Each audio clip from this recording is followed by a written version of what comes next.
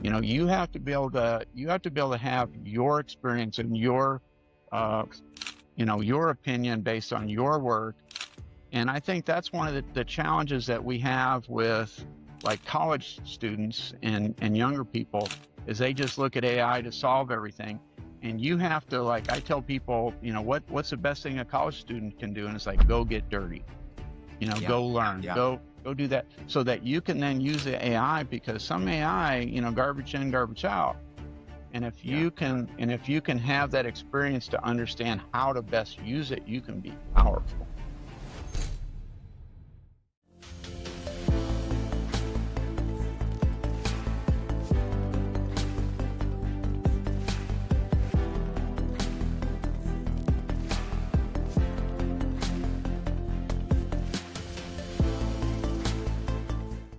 Welcome to the Systems Edge. Now, this is where we talk to operational experts and leaders and C-level executives around the country about the things that work, the things that don't work in operations. And today, my guest is Dan Arthur from All Consulting in Tulsa, Oklahoma.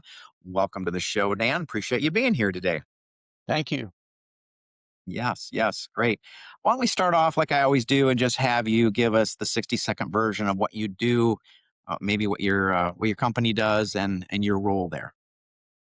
Well, we're kind of an interesting bunch. I grew up on a dairy farm and then got into the oil patch, and about 27 years ago started a multidisciplinary engineering consulting firm. So we do stuff all over the country: oil and gas, environmental, energy transition, water, all that. And throughout the U.S., we've worked in 30 different countries, and just across the board. So we're just having fun, trying to do good things, and go from there. Huh? Are there some problems that you guys solve better than anyone else? um, we do a lot of stuff with produced water from oil and gas, disposal, recycling, all that sort of stuff. But really, just and I'm gonna just be real honest with you, but we have a lot of clients that call me their "oh shit" guy. So Okay. Yeah. so Yep. I'm a good problem solver. You're putting a lot of fires out, it sounds like, for people. You're the guy they call apparently. So yeah. And they should have called you. I'm guessing they should have called you a lot sooner, but they didn't, right? Well, that's what I'd say, but Yeah. You wouldn't say that to them for sure. So what part of the operations, and because that's what this show's about, is operations and stuff. What part of operations in all consulting would you say you're personally closest to? Ooh, that's a hard one because we do a lot of different things, but from really kind of figuring out how to do things in an environmentally sustainable manner, and getting to those solution points. So from operations is a broad category, David. So it's because we do that stuff in operations and litigation support or permitting or design build or any of those things. So we do a lot of stuff across the board. Me personally, I spend probably half my time doing, litigation support as an expert witness. Um, Wow, yeah, so that must be really interesting. Do you enjoy I that? love it. Oh, I love it. Yeah, I yeah, mean, it's hard and it can be stressful when you got, opposing counsel, asking you, so David, when did you stop beating your wife? You yeah. know? Right. You're screwed either way on that question. So yeah, But yeah, but you get to learn a lot and help people and all that, and get to work with some yeah. amazing folks. So that's great. This is a little rabbit trail, but does that take you? You get on a lot of airplanes. You flying around the country or the world to do that, or you stay pretty local with that, or you do that? Now it's all digital, isn't it? Um, you know, I would say that it has gotten less than it used to be. But I still, when you get called into, say, federal court, or like next month I get to go to an arbitration in the middle of North Dakota. Okay. It'll probably be Okay. -50 for all I know, but, Right. Right. Yeah. so Maybe same temperatures we've got up here in Michigan right now. So yeah, maybe a little windier up there. So well, at least um, on the Lower Peninsula and not up in the UP, so that is true. That is true. I know. We always look at the news, and we see they get about. I mean, we're getting lake effect where I'm at, so we're getting about 3 feet every year, which is probably nothing compared to what they get up there. But you see in the news where they get dumped on a month or two early and then get dumped on a month or two late. So yeah, after us, we'd have it pretty good down here. So but I like Oklahoma. I've been through there. It's a nice, nice state. Good football in both states too. well, I love Michigan too, Houghton Lake, all the UP, I've ice fished up there and done all the things. So Michigan is really a tremendous state. And when you think of the history of the state, and I don't know if you know this, but the state of Michigan has, underground salt deposits, bedded salt deposits from kind of historical seas and all that. But it is also the state that has the largest natural gas storage capacity in the US. Really? No, I did not Yes. know that. And Okay. and beyond that, we've helped worked with a lot of companies on salt solution mining. So, if you go to McDonald's and get some French fries and they put salt on them, more than likely that salt came from Michigan. I did not know that. I did not know that. Now that as a Michigander, that means probably more to me than the people probably watching. But that's pretty cool, actually. I'm going to be sharing that. So I love little factoids like that. When So you got thank you for Petoskey sharing that. stones up there and all that, so Yes, yes. Now that we could talk about a while. So we got a lot of family members that love to collect those, and we've got a big one about this big. My wife uses to wow. as a door stopper. Yeah, pretty rare. So beautiful stuff. That's awesome. Going back to operations. Let me just kind of jump right in here. Maybe we're going into the deep end of the pool already. But when a customer shows up to you guys, what has to happen for you guys behind the scenes to kind of I say customer client, right? You could refer to them as a client, but what has to happen behind the scenes to kind of get them served? I would imagine there's some paperwork flow or whatever. Maybe it's just a conversation with you, but I'm curious what that looks like with any business, especially yours, because yours is a fascinating business.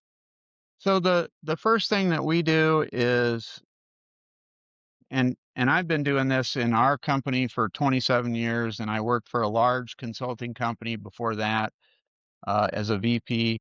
But one of the first things that we want to do is we try to be very honest with folks. So I want to, like, if you come to us, I want to say, I want to try to get information on what you need based on our skills and so forth and can we really help you? So or sometimes it's like, David, I can help you with this, but not these other things. And I can help you find people there, but we can help over here. So that's one of the first things is we try to define what those things are, and us and or me knowing, what our capabilities are, and then talking to you about that and finding out some of the details. Because a lot of times initially when you talk to somebody, they're talking at the 30,000 foot level, and I'm the nerdy engineer. I'm a registered PE in 36 states, and I'm a geologist. So turn that around in your mind, engineer and geologist at the same time. So we try Uh, to dig into those details to see what that is and what you're looking for, or whatever. Because sometimes it's, hey, we had a fatality. We're doing work for OSHA right now in Michigan where there were two fatalities on a project, and I talked to the person there from OSHA for probably an hour before we kind of decided that, yeah, this is something we can help with. Versus gotcha. versus somebody that needs a permit that we've done 1,000 times, and I go, "Yeah, we got you." Wow. That's all over the board. That's a big spread, right? What you just described, permit to fatality. You don't often see that extreme in a lot of businesses, especially businesses like we deal with a lot of just punching out parts, right? Like that's world of difference. Well, But we I do some of that. We do some of that too, but from from my approach in business has been a little different. So what I see in business from, and I've seen this historically, is there becomes a lot of companies that get into that commodity type stuff. So, back in about 1990, I did my first underground storage tank project for a large, company. And at that time, we were saying, well, maybe we should drill a well and we could monitor this groundwater and see if there's, gasoline or something in there. And we spent probably $2 million on that first project. And today you could get that stuff done for $500. I mean, it's just I'm exaggerating a little bit, but things turn once you do it a million times, you don't need that high level of expertise. And what we try to do, and my particular uh, desire is we try to be the tip of the spear. So we're trying to solve the newer problems, the hardest problems. If you just need somebody to fill your car up with gas, you don't need me. You know what I mean?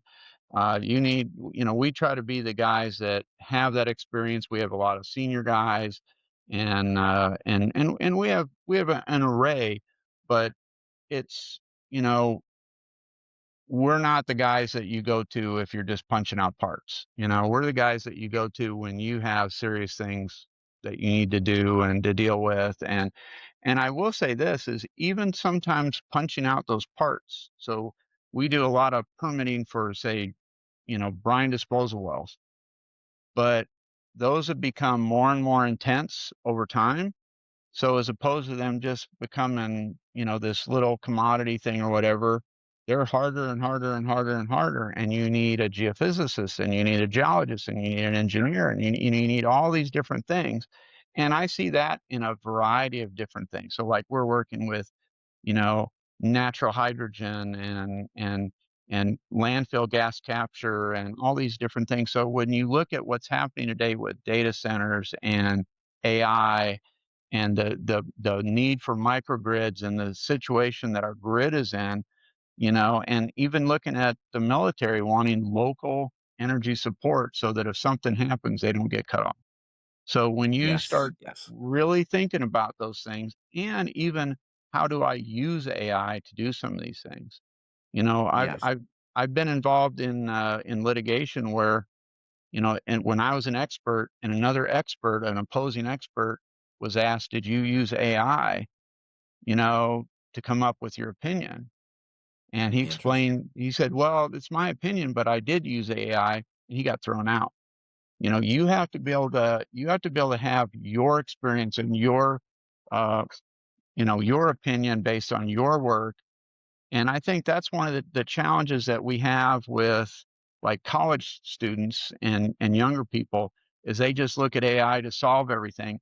And you have to, like, I tell people, what's the best thing a college student can do? And it's like, go get dirty, Yeah, go learn, yeah, go do that so that you can then use the AI, because some AI, garbage in, garbage out.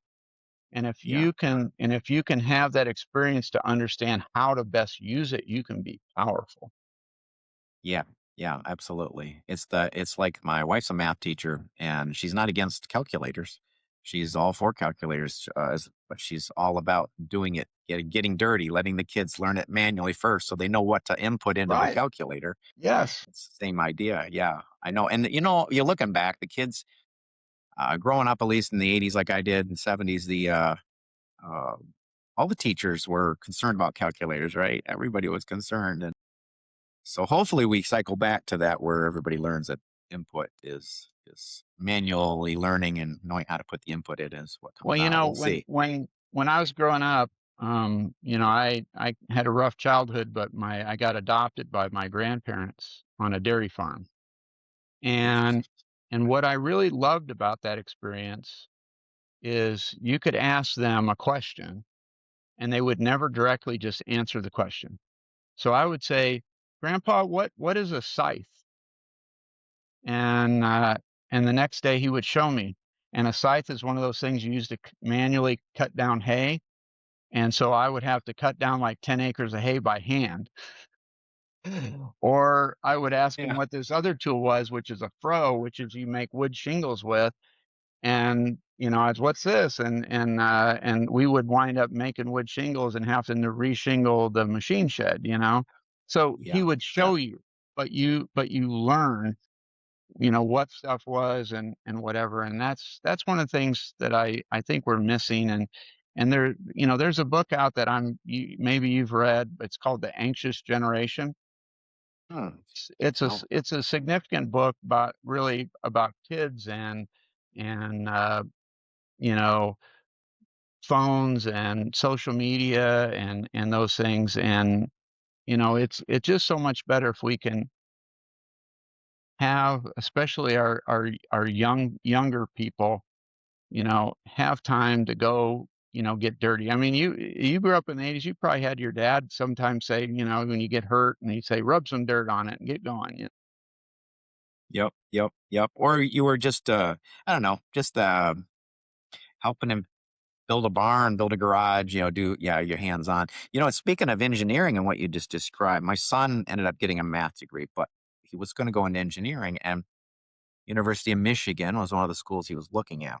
That's where And my we got daughter. some oh, really? Okay. For engineering. No, she went for a business degree. She was a gymnast, so went there, got 3 Big Ten rings. She did great, but Okay. she's working for J.P. Morgan in Sydney, Australia now, so she's doing good. Awesome. Good for her. So he goes there, and then he also looked out Grand Valley, which is in our city, and Yeah. noticed the difference was Grand Valley, you get your hands dirty in the engineering department a lot more. You're in less, room with 200 kids listening to somebody just talk, which was, it's a philosophy at the end of the day, right? Of what's the best. And so that hands on, it made so much sense to me when we were looking. But jumping back to operations, those are all good. I could tell you, you said two or three things. I'm like, "Oh, I could talk about that. I could talk about that." My kids, one of them, my kids bought some property and it had a old brine well on it. And so they had to pay money to get that out and do the studies. All that stuff is, yeah, it's a whole nother rabbit trail we could go down. But and there was another rabbit trail I thought of. Um, in terms of because we're a software development company here, in terms of the software you guys use internally, I know you mentioned to me before we got on the air that you've done some high level, very high level stuff with databases and software, and you're welcome to mention that because that's interesting. But internally, are you being a consulting firm, like once again, you're not punching out parts per se. So what type of business systems that touch software are you using? Are you primarily just using spreadsheets and, you know, Word and Microsoft products? Or are you guys, is there actually some special software for your industry? I'm just So, curious on that note. one of the biggest things as a consulting company, is we have what we call, and I'm bringing this from just basics, okay?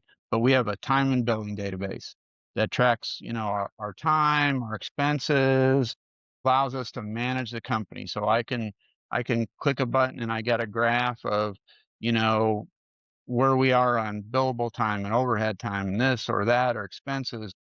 And it helps us, make sure that we do invoices and all that. So, we do work for the government or in big companies, and those guys, want to say, well, we want to be able to audit you, or you have to maintain these records and all that. So we've built our own system, um, that we've had to modify over the years and done that. But what's kind of nice about that is I can, as the CEO, I can look at how performance is and see the consulting industry is never just this rocket ship. It's kind of ups and downs and that. So I can see that and look at that, how we are based on number of people and billability. But we do a lot of other stuff. So we utilize some you know paid for data systems that you get data from. We have GIS and a lot of different things. I will say that we will use, you know, depending on the project. So with us, a lot of it is more project specific. So but we have our own developers. So like if we need something for a project, we'll go ahead and do that. So sometimes, like when we've done things for like looking at reserves for wells or whatever, I remember back in the day where we would start out doing that in spreadsheets, and we're going, I'm on my 100 spreadsheet, and then you build a database to do it for you or whatever, and so it kind of depends on, like, you don't want to go and spend a bunch of time in that building some sort of data system or whatever for a one-off, Yeah, so you got to be able to absolutely. see that stuff to justify spending that time and labor and expense and so forth. So, Yeah. but there's so much stuff out there now from different systems that we can get data from. The challenge we have is there's so many platforms out there and so many systems, and you have to trust them and understand, kind of almost like my AI discussion is, where are you getting your data? How are you Yes. getting, like, and is it complete? So, like, I've been a little shocked sometimes where we'll go somewhere thinking they have full data, and they have 50% of the data. So you've just, maybe you spent money on a license, and you still got to go in and hand enter a bunch of data that if I'd have gone to somewhere else, they already have that. So you Yeah. have to do your due diligence on those paid platforms. Yeah. Yeah. Do you build a lot of reports then? Does your system have a lot of good Oh, reporting built in? Maybe it's not necessary, but I find no, that's the number one thing we do end up doing is building reporting system. yeah, I mean, you think about it, it's like we might send out, I don't know, 200 invoices a month. So now I can have, the time saving from when we first started the company, when I was doing all this just in Excel, kind of like you were inferring, to now where my administrative assistant I could say, hey, we need to invoice this or whatever, and she can hit a button, and Yep. Yep. it Yep. makes it a whole lot easier. Yeah. Yeah. You know what's interesting is thinking about your background and being a geologist, an engineer, especially engineering. You see that a lot where um, data is is filtered through the left brain primarily or through an engineer. My wife's a math teacher. I'm married to one who that's and how that goes. And I bet that your internal system is probably more elite than I've run into typically. I'm guessing you've got all the boxes checked and everything, but I am curious. Any, do you guys have pain points, or do you just, you're on top of it and your developers jump right on, you got your backlog list. You're like, nope, um, You know, because I know there's I, I always finding more ROI all the time, but is it worth it right at the end of the day? I would say that, we're a little unique because, we've done a lot of database development, for as projects, so we have a lot of that expertise in house. For instance, just this time and billing database that I talked about, we looked at it, it's like, would it just be cheaper to, go out and lease one or whatever? And none of them out there are as good as the one we have and utilize, and we're used to it. So, and that's just one thing that I'm talking about. So, you know, oftentimes it gets real challenging when you look at systems, because, if somebody's developing a system and they're trying to develop for everybody, that's hard. So if for you guys, if you can come in and do the pinch points individually to meet a particular client's need, that's key. That's, I mean, critical. And for you guys, you don't have like that. Those companies you service don't have to have that internal, expertise. So, they can just say, "Hey, David, we need this," or "Can you come help with this?"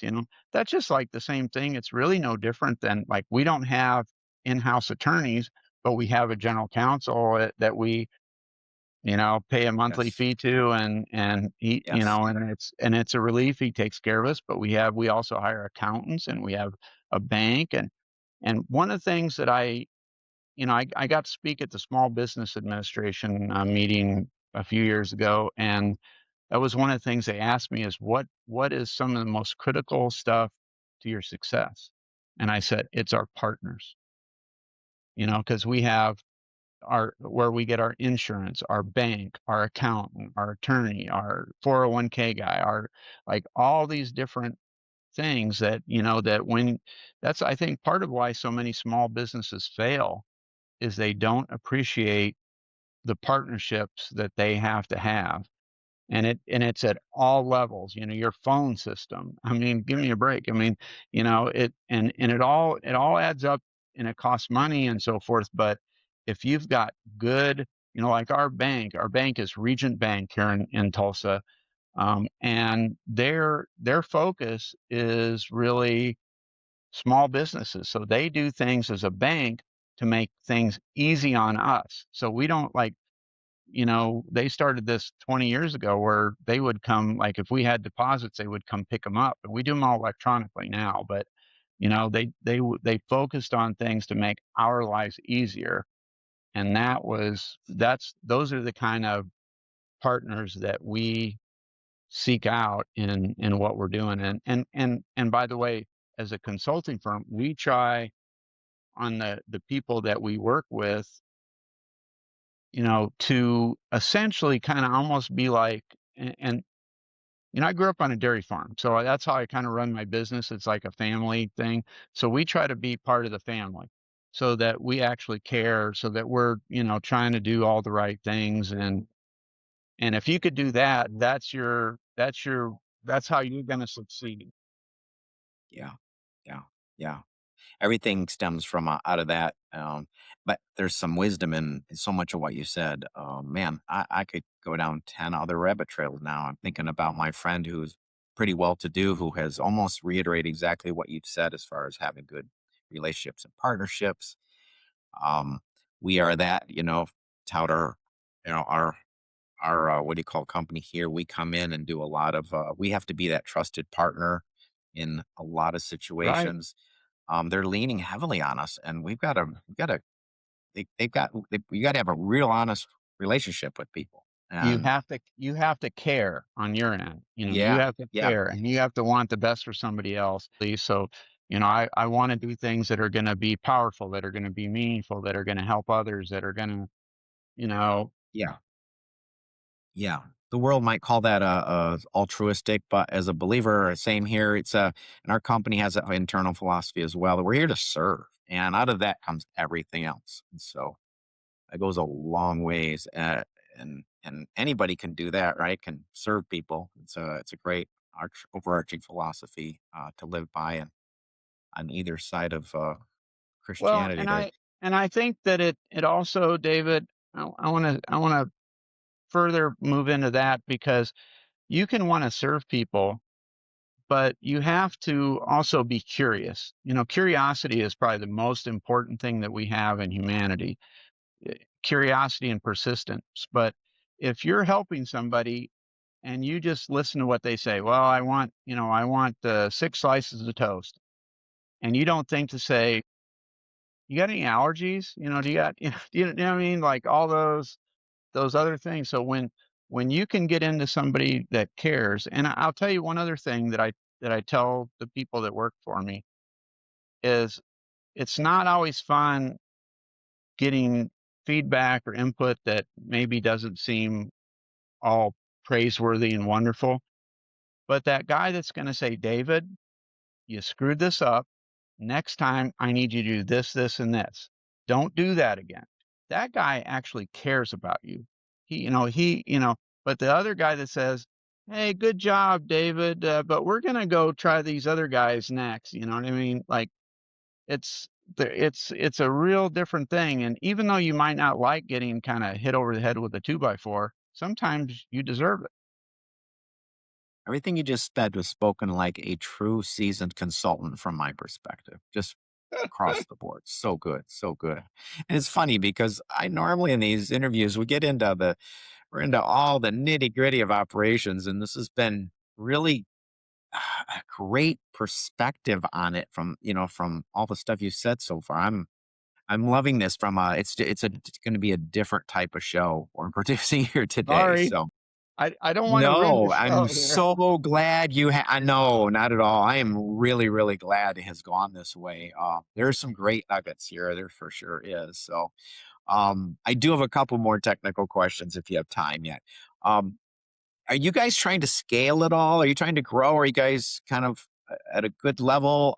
Because what I typically, if someone is, yeah, we're scaling, we're growing. I try to get into what are some of the struggles. You know, everybody's got the hiring struggles.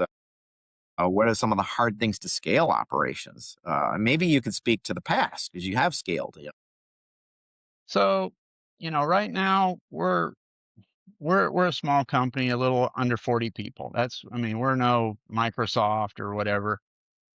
We've been as much as about 120 people. Um, but what I've seen is that in looking back, that gave me a lot of lessons because we got so busy. We took on clients that maybe weren't necessarily the best fit, and I'm being very kind. And we hired people because we needed people. And what we do now is we've really got a great group of people. I would say that we're probably on the mode over the next year. I'm hoping to add another 5 or 10 people, maybe a little bit more. But I I'm not I'm not in this mode to try to scale, do some big scale thing. I would rather partner with people and find other things that are where we can be complementary with someone and so forth because I when you're me and I'm trying to busy doing a lot of different things and you want to just start adding people and all that, it gets complicated and sometimes people can be a challenge and all that. So I would rather be, like for me and I'm been doing this for over 40 years, so give me a little break here, but we are very particular on the people we let in the door. Yep. Yep. You can take and go probably talk a whole half hour on that, I'm sure. Oh. And following the 80/20 principle. And then what's the book after that he came out with Richard Koch? It's the 80% of those 80%. Yeah. Trying to, Well, and there's then I do a hiring I read. character over skill. Well, I read about 2 books a week. I do a lot of Audible stuff, but, like, you look at that, you think the obstacle is the way, or there's so many out there that are are really good, and I'll tell you, this is another thing since you brought books up, but one of the things I think we miss is we send kids to school and you go to college and all this and you get experience in work, but there's so much information that we know from so many great authors out there and things that are already in existence that people never learn because maybe they don't read or they don't get those experiences or they're not around those kind of people, like even some of the more simpler books, out that are out there, and I don't know. There's a lot out there that people aren't even aware of that could help them so much. Yeah. Yeah. Yeah. Absolutely. So and that's maybe part of the problem. We could talk another half hour on the wealth, just data overload too at the same time, trying to distill all that into what's really important. So like there's one that I like because one of the things that you try to be careful of is um, not to get too crazy into religion or this, that, or the other. So one of the things that I've made for ALL Consulting, uh, our kind of guiding principles is this book called The Four Agreements. So it's be impeccable with your word. Don't take things personally. Never make assumptions and always do your best. And if you dig into those four things, um, if you can get everybody on your team to do those 4 things, you're gonna win. Yeah. Yeah. Yeah. Absolutely. That's good. Yeah. There's a lot of alignment with what you're describing, and I could tell you some stories. Here the way they run it here too. A lot of alignment on those. Maybe not with the specifics, but yeah, it's that's really cool to hear, and I love to hear that. I really do. So, um, as I wind things down here, I guess there's a lot of places we could go. I am curious, are there any things, especially as you're growing, maybe trying to add some people, or have you over the years, types of things keep you awake at night? Maybe it's Um, maybe it's certain clients. They're just a pain. I don't know. Maybe I nothing does. Maybe you just live with, I you're will say seasoned that enough to know how to process it. I I don't know as you ever get seasoned enough, but, I would say the things that I think about more is, relationships and, how I'm going to address someone or address an issue. One of the things I'll say is neither one of us are 20 years old, but when you think of the idea of longevity in life, most people think that all you got to do for longevity is exercise and diet, right? Well, I'll say that that is 100% wrong. Yes, you need those things, but you need to have your mind engaged. We're humans. We need socialization. So we need to be able to talk to people. So just like we're talking here, you know, this is critical, that you're able to talk to people, that you're not just one of those guys that goes home and sits on his lazy boy and watches, some show and never talks to anybody. And, I've been around so many people that, in my life now that have passed away and we need all those things. But when you look at those sorts of things and you bring it to the work aspect, it's even more critical. So back when I worked for this ultra large, consulting company, they did a survey of the company and 96% of the people in that consulting company wanted nothing to do with marketing, nothing to do with they wanted to, you know, I design valves, I come in, I sit at my computer, I design the valve. I don't want to talk to anybody. And so many engineers are on the autism spectrum and they, but that socialization is hard. Public speaking for a lot of people is hard, and just and all those things. So that's one of the things that I work on with our team is getting people, pushing them into those zones that maybe they're less comfortable in so that they grow. I'm currently the president of the American Association of Petroleum Geologists, Division of Environmental Geosciences, and I pulled one of our geologists in to be my vice president. First time he's ever done anything like that. He was petrified, but he's making so many connections and what that's doing for his career, Yeah. so you gotta look beyond yourself. And if you can do those things, you can really, those are the kind of things that help you have the ability to scale. So if Yeah. if people can look at you that way, if they can know that, and they also maybe want to stick around because they know, like, I may not be able to pay you what Exxon or, you know, Google or Microsoft might pay you. And our office is an old 1917 mansion that was converted to office space. It's fenced, so it's dog friendly. Hmm. It's nice. We had a Yeah. large company came in and wanted to acquire us.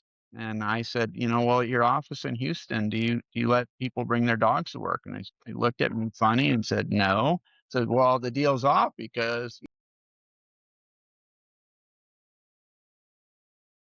8 people that work for me will quit because that's part of what they get here. That's awesome. Oh, that's really cool. That's good stuff. Yeah, we got some dog lovers out there too, and they're behind me. I'm sure they would. I don't even want to tell them because then they're going to want to start bringing their dogs in the office now. That's great. what's wrong with That's really that, good. David? It's funny you said that. I was laughing internally when you said I'm the president of, I need to probably say it again, but then I'm thinking even the acronym for that would be like really long. It's like, what's that organization again? The president of the what? The American Association of Petroleum Geologists, Okay. AAPG. Okay. Okay. Yeah. Yeah. I figured the acronym had to be long in and of itself. So every industry has acronyms, and terms and everything. So we all got them. So Yeah. yeah. Well, I really appreciate you taking a time to pull the curtain back today and kind of give us an honest picture of what business looks like for you. There's even though every business is different, there's a lot of patterns that run through every company. Everybody's unique, but there's a lot of the patterns, and hopefully, there's some nuggets here for some people who do listen to this show. Um, and recognize the nuggets, especially some of those ones that aren't necessarily directed directly at operations, but more internally there. So, So really I got to appreciate you tell you, taking time today. I have to tell you one other thing. So Yes, yes. a lot of consulting firms and all that, they'll take their clients and take them golfing or, at some dinner. I take mine fossil hunting, Oh, wow! All or, right, I'm writing that so, down. so this guy up here that's over my head, Yes. this is a skull of a mosasaur. So he was Okay. like the T-Rex of the ocean when there was an ocean that went through the middle of North America. So I found Okay. him in north central Kansas with the Kansas state geologist who at the time was a friend of mine. Uh, and but so we have a fossil hunting lease up in Montana where they find dinosaurs in this geologic formation called the Hell Creek Formation. Kind of odd name, Hmm. but that's what it Yeah. is. So anyway, everybody's got to be different, but you got to find your things that interest you too. You seem like you're probably, and I really mean this. I mean this honestly. You're probably one of the most interesting people I've interviewed so far on the show. That's I really do. And I'm a curious soul. Maybe that makes me why I enjoy doing podcasts and stuff like this. But like, oh my goodness, I feel like you're someone. It's pretty rare you find someone who has the engineering and the science background that enjoys people and enjoys conversation, and you've got a really nice balance about you. I just say that. So, anyways, I really Thank you. enjoyed this today. Thank you so much for taking time today. And if you've got time for another little quip or quote or cool thing to share, feel free. I'm sure you've got it. You can pull into your little hat and pull a rabbit out there somehow. But if you don't, that's good too. Any last thoughts today? You want to share anything So that comes to mind or your heart? can I show you something else that's Yes. kind of cool? Yes. Yeah. So I'm also a pretty big history buff, and especially in oil and gas. So if you look at the oil and gas industry, the first commercial oil and gas well was drilled in Northwest Pennsylvania in the mid 1800s, right? Yeah. So up in Northwest Pennsylvania, and we tend to like I do a lot of speaking events and all that, and trying to understand history and how much history has changed.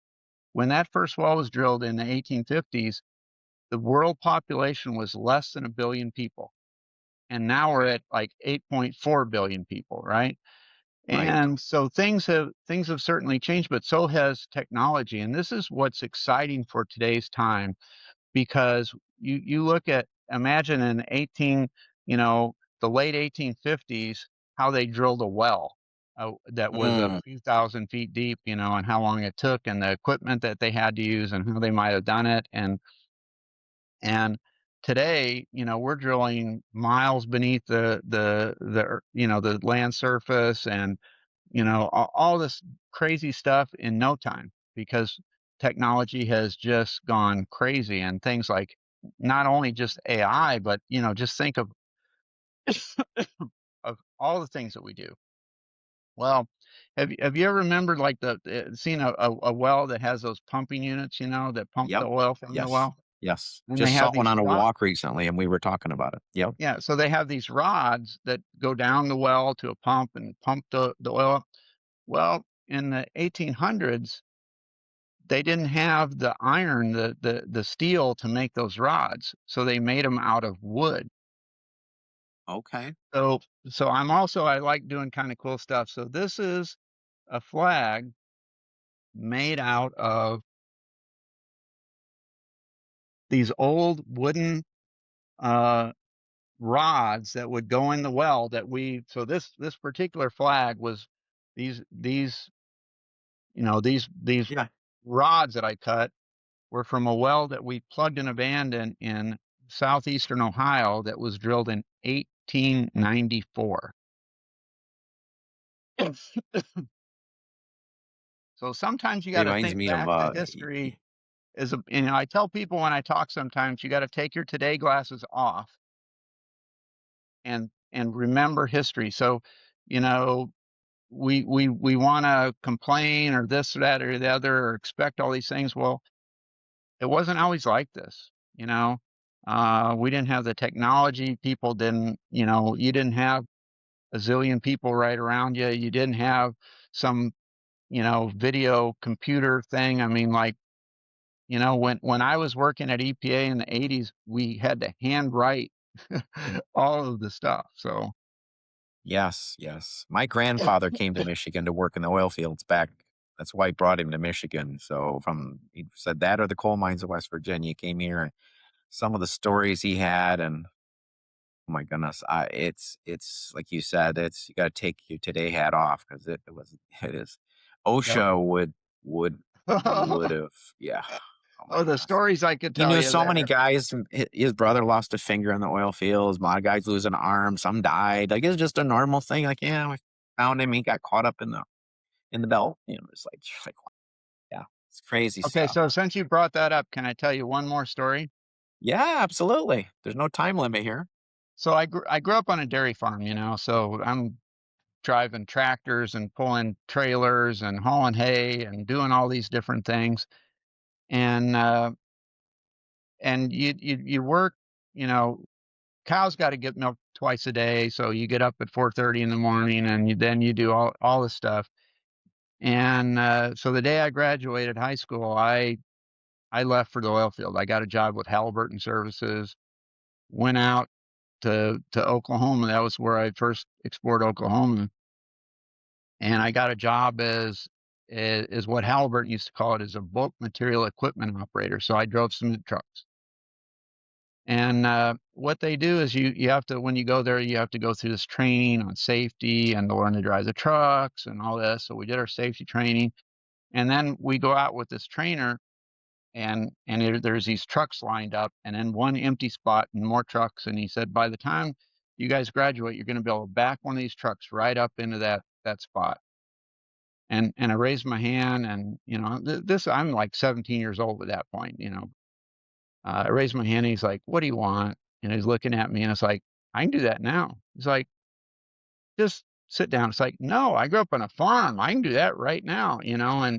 And the other guys that were there were laughing, and he's like, "All right, Danny, get in there." Then I backed it right in there, got out, and I said, "Look, you want to put a second trailer behind there, make it a little bit more difficult? Let's do this. Come on." You know? And so anyways, like, all right, you graduated. So the next day, I got they put you with an experienced driver, and because they want you to see, what you do. And we're going out, and that was, when the oil field was just rocking and rolling. And we're hauling a load of cement out to an oil rig, and you got to build roads up from the main road to the rig, and we went to the wrong rig. you know I mean, I didn't know what we were doing at that point. And so we're leaving the rig to go to the, and because they're like, "Oh, it's that one over there," and we're like, "Okay." So we're going out, and the guy that was my you know the guy that's supposed to be showing me what to do didn't have a seatbelt on.